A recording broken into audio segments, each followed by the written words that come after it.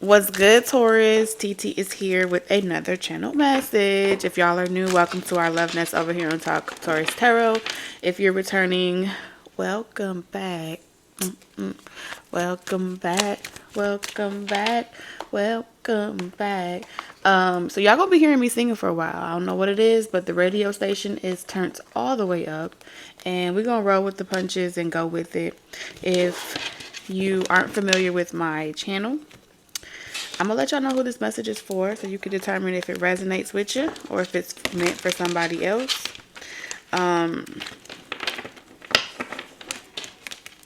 Spirit, who this message for? This is for, I want to say, I heard all my single ladies. This is all my single ladies. I got love for all my single ladies. But this is about you, your health. Okay, so for those of you that are you're working on your diets, male or female, doesn't matter. Okay. Taking care of your hair, because she looks like she's beautifying herself. Okay. So everything that you put on your skin, everything that you eat, what you wear, what you adorn yourself with, what you cover yourself in. I feel like you don't need another person to tell you you're beautiful. You don't need another person to give you attention. This is pretty much saying, this is for my Tauruses with flirtation in reverse and health. You have a healthy relationship with yourself. So if you are single, you got a healthy relationship with yourself, you're unconcerned with anyone from your past, you have moved on, you've forgiven, you're healing, you're independent. I feel like there's some type of magical, there's no, okay, so people may feel like you're doing something like magical in order to outgrow them. They may feel like you are burning candles, lighting sage, doing all types of different things. But really, I don't see that. I feel like that's a projection onto you because you're so mysterious. I do get this energy of you being very mysterious about what your plans are or what you're doing. But as far as like you using some type of big occult secret to achieve something, you're not doing anything. You're not using no magic potion, no magic wand. You're not doing no sorcery, no warlock energy. You're just pretty much loving yourself, taking care of yourself, healing yourself. You're not trying to seduce anybody. You're not trying to be seductive. Like, you're really not doing anything. You're working on your affirmations. I do see that. Okay, but you're just not telling people how you do it. And because you're not telling people how you do it, and because you're not sharing your 10-step study method on how to be a Taurus, they feel some type of way. Okay, girlfriend, they feel some type of way, and they want you to put your guard down so they can penetrate your gushy parts. I got something in my eye. Hold on. That's how I think you yeah, I don't know, I got something in my eye. Something, I feel like you like pew, pew, pew, pew. You shooting people's ego down. All these people with these big egos, like these are people that were like a pain in your ass. Their whole intention was to come into your life and to like knock you down a few notches and to boost their ego and make themselves feel better. But you pretty much showed them that you didn't care. Ego in reverse. You didn't care about their status. Their status, I heard.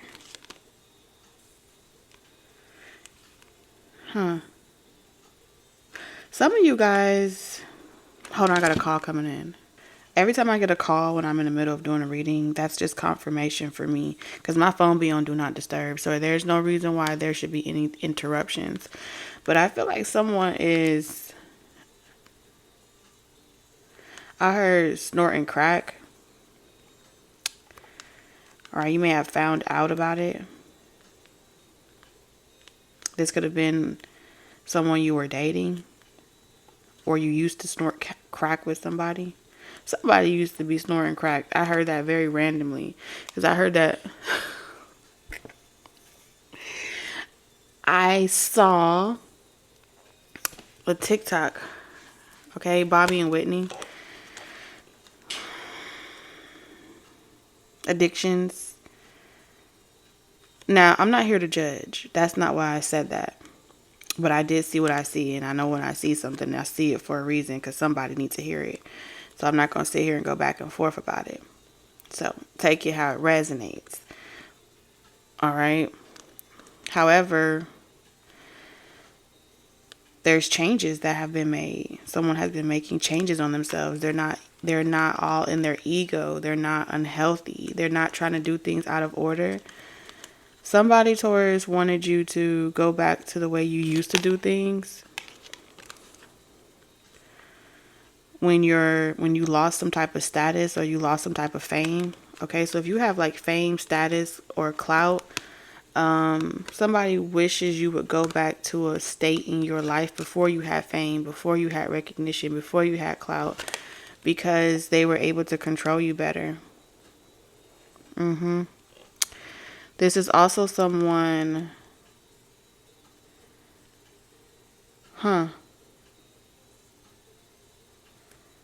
this is also someone for somebody else. My back hurt. This is like someone that was like riding your back or having you carry them or something like that. Or they were like a chip on your shoulder, or they wanted to be a chip on your shoulder or something like that to keep you and them like tied to each other, like a soul tie type of energy. I'm picking up on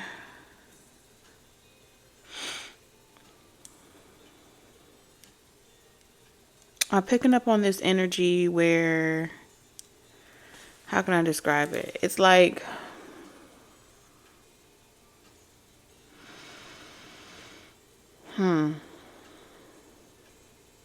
somebody wanted to punish you because they felt like you did things out of order. First comes love, then comes marriage, then comes the baby with the baby carriage. That's not all. So someone feels like you skipped the proper steps in order to achieve something. And because you skipped the steps, like maybe you went the opposite way. Maybe you did the baby's marriage and then love. Or you did it the love, marriage, then babies. No matter what way you did it, there are people that feel like you did things out of order. You didn't get in line. You didn't wait your turn. And due to that,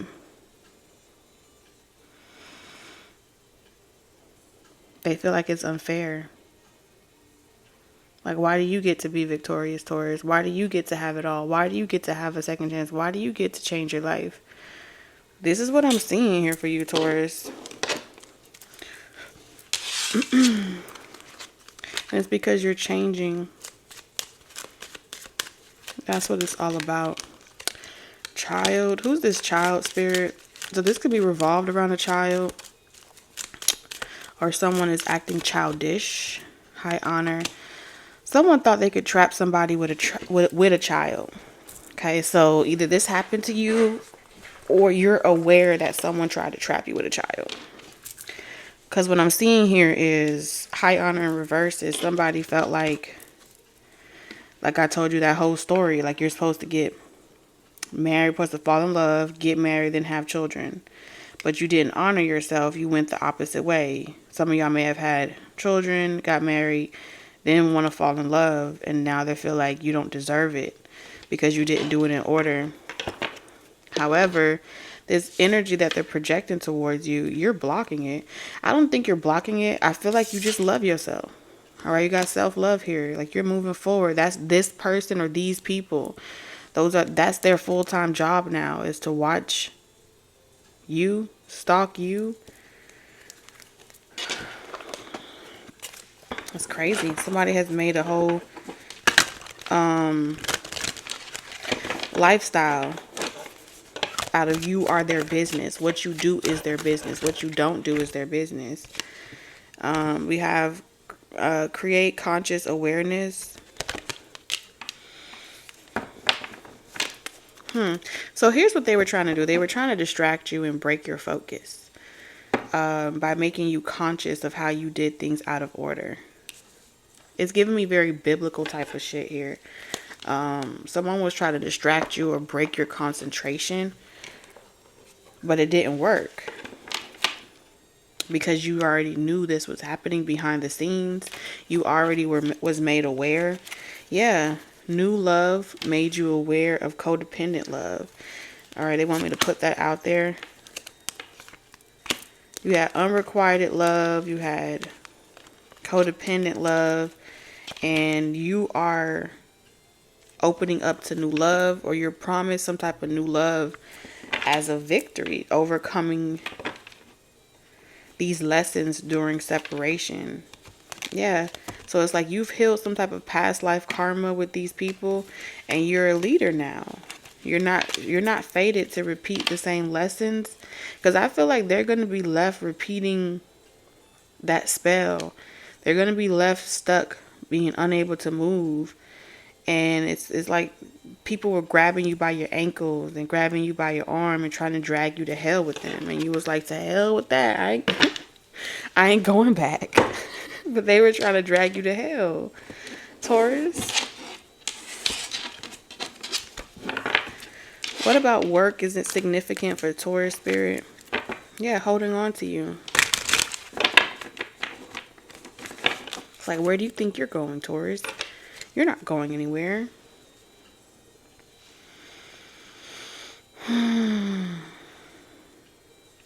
I feel like one significant person there's a significant person. This person either is between the ages of 35 and like 37. Okay, so 35, 37 could be significant for you, Taurus, when it comes to this person, who they could be or whatever. And I feel like Spirit wants you to see something about somebody. This may be someone that you put on a pedestal, or you view them as the person you was always supposed to be with. So when you were younger or some point on your journey, there was a person that you felt like was unrequited because you were with some type of codependent partner. So this is going to be for those of you that had like two significant options that you were in love with, okay? One may have taught you really, really gruesome lessons, but the unrequited love situation probably didn't work out because you got connected with some type of karmic. So this unrequited love situation, you may have thought this person was like a twin flame, or you may have thought this person was like the person you was always meant to be with, but the karmic came into your life and changed your path and changed your fate, and you've been waiting on this person to keep the relationship going, right? But this person has been unable to keep the relationship going or to water the relationship and watch it grow because they couldn't get over you being with a karmic. All right? Because they couldn't get over you being with a karmic, how they held on to you was by keeping you feeling as if you lost them. All right? So this was someone that was casting spells and curses on you, and at the same time telling you that they love you, that you were always their most precious love, or you were the person that y'all were supposed to be together all along. But something about this person's love was unrequited, because if this person genuinely loved you and had an opportunity to be with you, nothing about a karmic or anyone else like that would be able to stop that person from pursuing a relationship with you, right? And it's only when you're moving on to new love that this person likes to show face, or they like to show up in your life. When you're about to move on, they start to feel you energetically cutting cords. They start to feel you pulling back. Okay? They start to see that you're dating and you're having fun. You're feeling better. You're doing better. You're looking good. You're feeling good. You're smelling good. All those type of things. And here comes that unrequited love situation. Okay? This person has been feeding their ego, feeling as if you are forever going to love them. And in every single lifetime, you guys are going to find each other. And if y'all don't get it right, then you got to just wait till next lifetime to get it right. There's something about this person that is, they're a prick. They're a prick. And I feel like they wanted to repeat a cycle with you, but you have outgrown this person. So someone that was an unrequited love situation to you, Taurus, trying to be so controlling, trying to be so possessive, trying to teach you a lesson.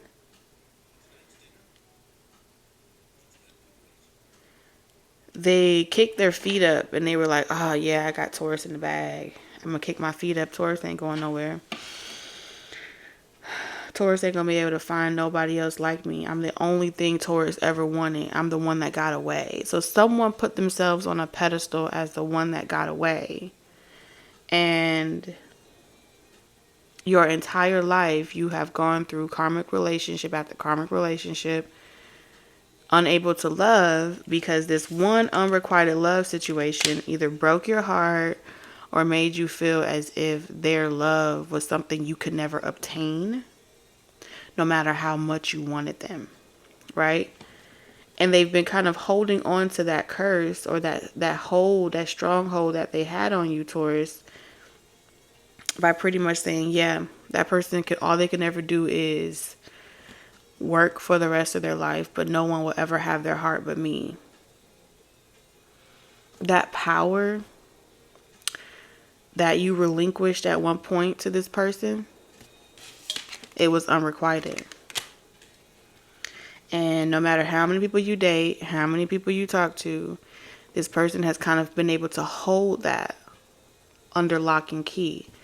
And they tell their friends and they tell other people, I'm the one that got away. I'm the one that left this person. I'm the one that left them high and dry. I'm the one that broke up with them. I'm the one that where they weren't able to get me back. There's something about keeping you stuck from moving on, this unrequited love situation. And it could have been like, well, what did I do wrong? I didn't do anything or something like that. There's this energy of like, you're a good person, Taurus, but some way, somehow, this person convinced you that you weren't good enough. And that experience that you had with this person was like the seed or the plant, like the seed that was planted inside of you, and it kept growing and growing and growing. So now that you're taking your life back from this person, you're forgiving yourself.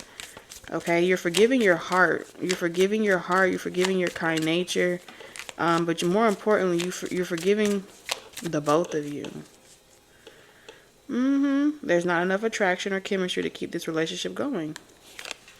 Okay? You're letting go of that burden. You're letting go of that failure. You're just dropping all inhibitions when it comes to that. If it didn't last, it wasn't meant to last. And there's no reason why I need to look back on the past like, oh man, that was the person I was supposed to be with. Like, oh man, that was my love. I fucked that up. No, you didn't fuck that up. It was unrequited. Okay? But this is what's been keeping the initiation of something new coming into fruition. That's what I'm seeing here. So with this codependency relationship, like you got that part under the bag. You know exactly who is the karmic codependent relationships in your life. You see them for exactly who they are, and you're good on that. I feel like you've already placed a lot of restrictions. Ain't no way they coming back. They ain't coming back into your life. But whatever frustrations came along with that, you took those with a grain of salt. I don't feel like you really had like the karmics is not really keeping you held up.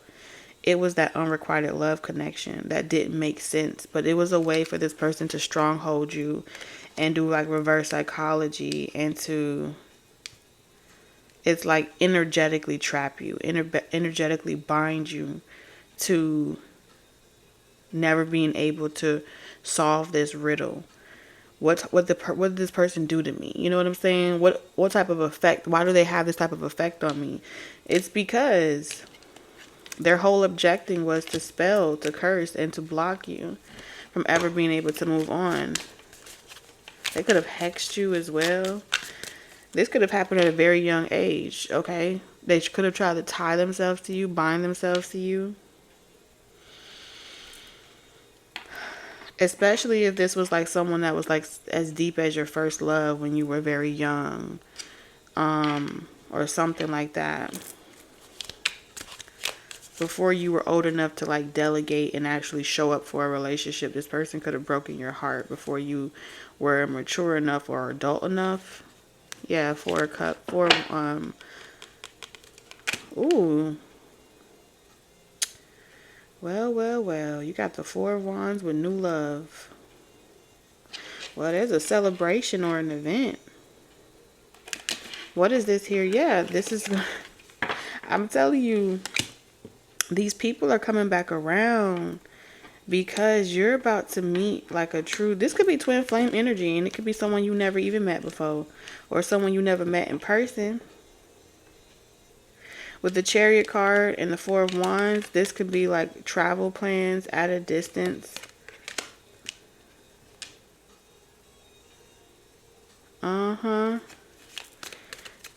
And so I feel like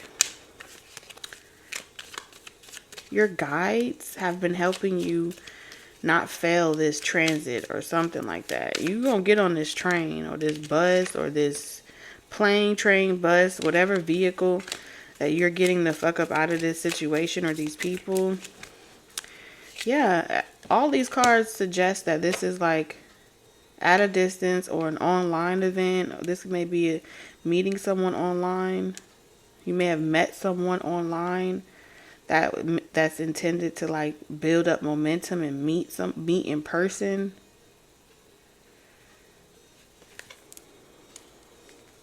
But while you're having this new beginning, someone is trying to get you back into this type of spell, into this type of box. Like someone's trying to put you back in a box. I'm seeing here, if you ever saw the movie Barbie, and you know how, I think it's, I don't know, if Pharaoh or something like that, he was like, put that Barbie back in the box. Yeah, and then you had Ken, the younger version of Ken, that was like mad because these people, whether you recognize them or not, they recognize you from a past life, and they've never liked you in any lifetime. They reincarnated with the same type of initiative to block your dreams, to block your blessings, to stress you out, to make you worry. Okay? To try to marry you and block you. So that way you never hear that higher calling. Someone came here to keep you from being to keep you from your purpose, from spiritually ascending, to have you caught up in karmic relationships so you do not realize that you're the one. You were always the one destined to be victorious. Take charge of this situation. I'm telling you. So I feel like you're going to be rejecting people because they're working 9 to 5. They're working overtime. They've turned you into a full-time job. It's like, go get that Taurus. Stop, Taurus. Taurus is rebelling. Taurus is going another way. All right. I don't know who you were in a past life, but damn. Y'all some powerful people, okay? And your soul, it's like as much as they did to kind of like wipe your memory, block this from you, they gave you like the hardest levels of this game to play. The 10 of Swords. To keep you juggling so much that you don't even have time to be still and remember who you are. But see, they were not counting on 2020 to come about. They weren't counting on days where Mother Earth stepped in and the days the earth stood still. They weren't counting on that because that's all you needed. Yes, to realize that you was working for the devil. Okay? That you were being, like you were trying so hard to live up to a facade, live up to a status, live up to expectations, images, ego.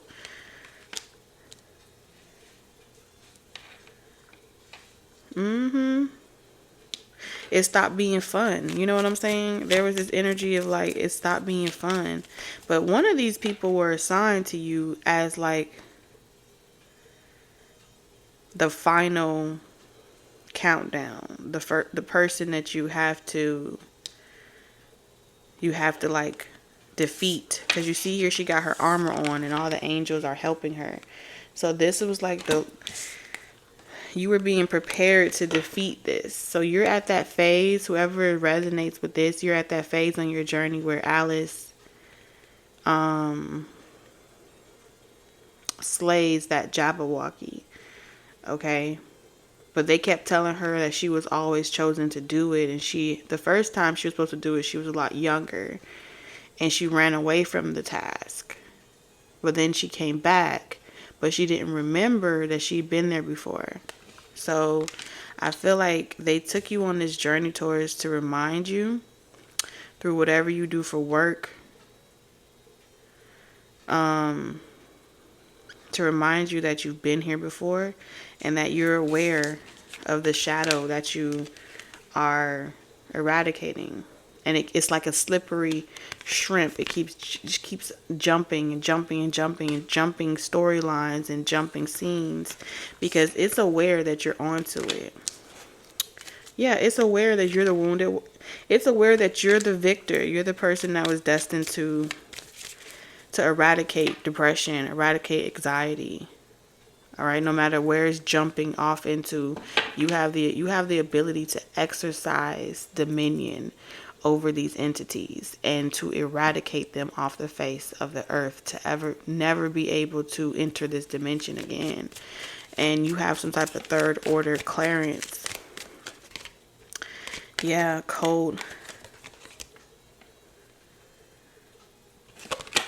This entity really tries to block your creative flow by making you cold and making you feel like no one loves me, my family's fucked up, and making you think about all the negative things. It tries to whisper into your ear. It tries to make you feel like it's unfair how much debt you had to deal with, how much conflict you had to deal with over money, how much time you had to spend alone, the failed relationships.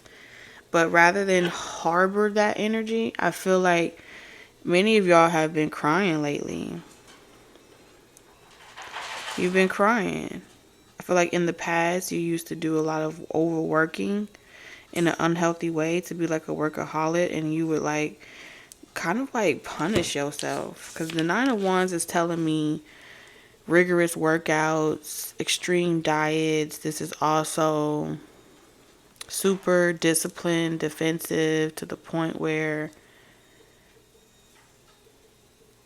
you're hard on yourself, or you were hard on yourself, and you stopped doing that.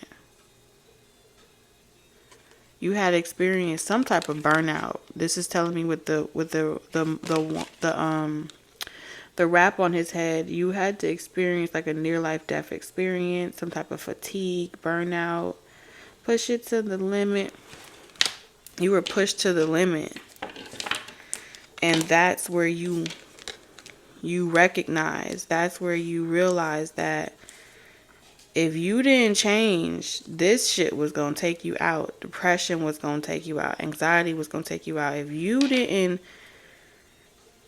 If this experience didn't force you to be still enough to be able to feel what your heart was trying to say to you, that energy would have kept you so cold. It would have been some type of bodily injury, disease, or mental health issue that would have taken you out.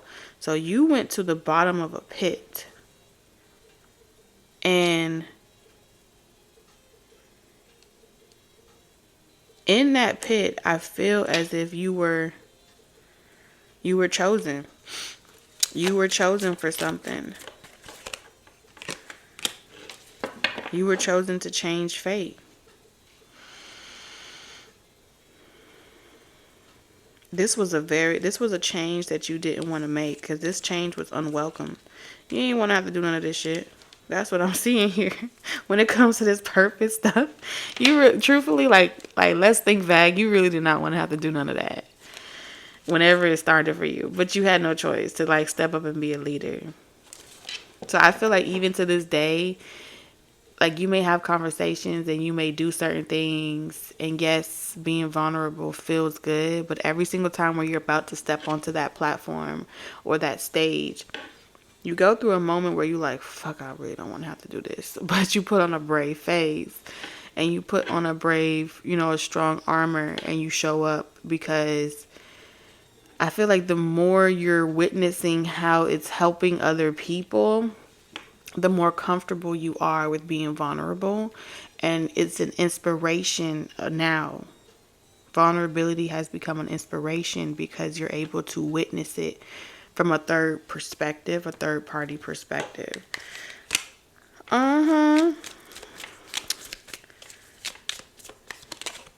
Justice. This is your justice. You are, the person that's meant to slay this in the spiritual realm. Your blessings come from you creating content, you creating choreographies, you creating lyrics, you being a spirit medium. Your blessings come from you being the example or the inspiration of how something is done. Not necessarily saying that you're supposed to tell somebody. Shh.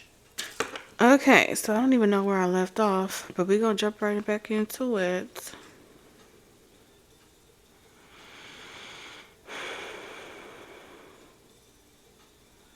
Nah, I think it's just about you showing people how to be more patient.